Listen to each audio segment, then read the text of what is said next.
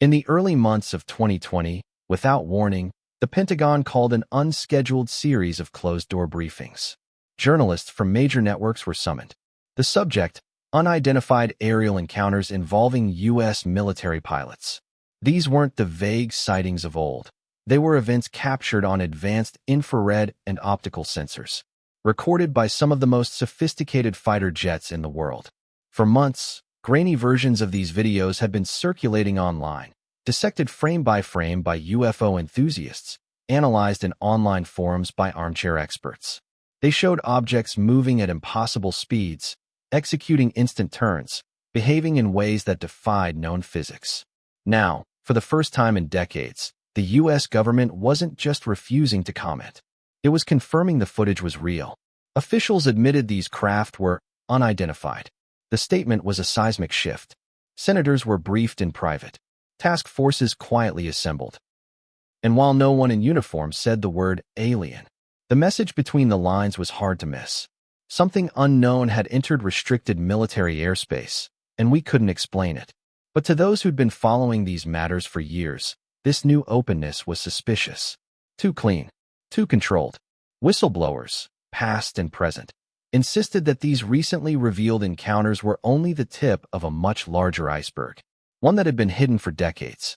Long before 2020, rumors swirled in hushed conversations between veterans and intelligence insiders that the military had done more than just observe UFOs, that they had recovered them, studied them, and perhaps even reverse-engineered their technology. Area 51 in Nevada was the name whispered most often, a site where, some claimed, alien craft had been dismantled piece by piece. From these alleged studies, strange innovations supposedly emerged: radar-absorbing stealth coatings, advanced composite materials, and even the earliest experiments in anti-gravity propulsion. The more sensational stories went further still, of vast underground bases linked by high-speed tunnels, housing not only alien technology, but alien beings, alive or preserved. Some veterans claimed violent clashes had taken place in these hidden halls, soldiers and others exchanging fire. Officially, of course, these were dismissed as conspiracy theory. But as with all legends, there were names and dates that didn't fit neatly into the dismissals. To understand what happened in 1978, we must first understand the setting. Fort Dix, Burlington County, New Jersey, built in 1917 as a training post for World War I troops. Over the decades, it prepared men for the front lines in World War II, Korea, and Vietnam. Beside it stood McGuire Air Force Base. Once just a small airfield, expanded into a fully operational training and deployment hub for Air Force pilots and crews. The two installations, one Army, one Air Force, were separated only by a chain-link fence. Personnel crossed between them daily. Beyond the bases stretched pine forest and open fields, quiet, rural, and seemingly untouched. In the still hours before dawn, inside McGuire's control tower, radar operators noticed something strange. A contact appeared on their screens. Unexpected. No flight was scheduled. One technician stepped outside onto the balcony, binoculars in hand. Far away, near Fort Dix's fence line, a glow, soft, almost ethereal. It pulsed once and vanished. Inside, the radar blip disappeared at the exact same moment. The timing was too perfect to ignore. McGuire's tower contacted Fort Dix security. Might be nothing, they said, but you may want to check it out. One military police officer, whose name would never appear in official records, was dispatched. His vehicle rolled slowly along the perimeter road, headlights cutting through the cold dark. Halfway around, he saw it. Hovering just above the ground, near the fence, was an object, about the size of his patrol car. Cylindrical, metallic. Its surface glowed with a muted, rhythmic red, like the slow beat of a heart. He rolled down his window, listened. No engine, no rotor, just the whisper of wind. Then, footsteps. Quick, light, crunching on gravel. From the shadows emerged a figure, sprinting toward the craft. The red light washed over it, revealing, not quite human. The MP's training kicked in. Believing he was stopping a foreign operative from reaching an enemy aircraft, he jumped out, sidearm drawn. One warning shot into the air. A shout, "Stop!" The figure kept moving. In a blink, the craft shot straight up into the black sky, and was gone. The figure bolted in the opposite direction. The MP gave chase, flashlight beam bouncing wildly across the terrain.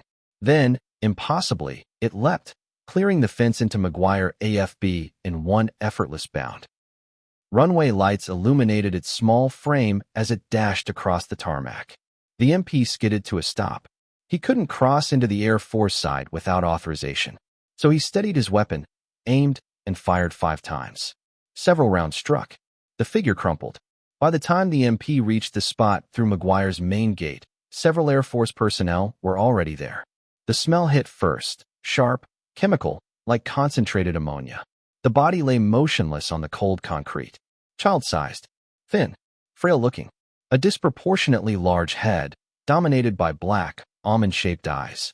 Skin like pale, leathery reptile hide. No one spoke it aloud, but every man there was thinking the same thing. Hours later, Major George Filer arrived for his shift. At the gate, a guard leaned toward his car window and whispered, "They shot an alien on the runway this morning." Filer chuckled, assuming it was a joke. But then he saw it. A C-141 Starlifted transport aircraft on the runway. A type rarely seen at McGuire. In his briefing with the commanding officer, the joke vanished. The story was confirmed. Filer was ordered to collect statements for an intelligence summary. He interviewed the MPs, the radar operators. Their accounts aligned. But when he went to retrieve the photographs of the body, his clearance was suddenly revoked. Orders came down. The incident was now classified. The body was loaded onto the Starlifter and flown, armed escort, to Wright-Patterson Air Force Base in Ohio. The MP who fired the shots was also flown out. He never returned to Fort Dix. Decades later, Filer published his memoir. Some who'd served at McGuire confirmed the details, especially the strange skin and the ammonia stench. Others dismissed it entirely. The Air Force gave no comment. Was it a hoax? A test? Or exactly what it appeared to be, an encounter with a non-human trespasser? Unlike many UFO tales, the McGuire incident contains names, ranks, and dates that line up with real personnel records.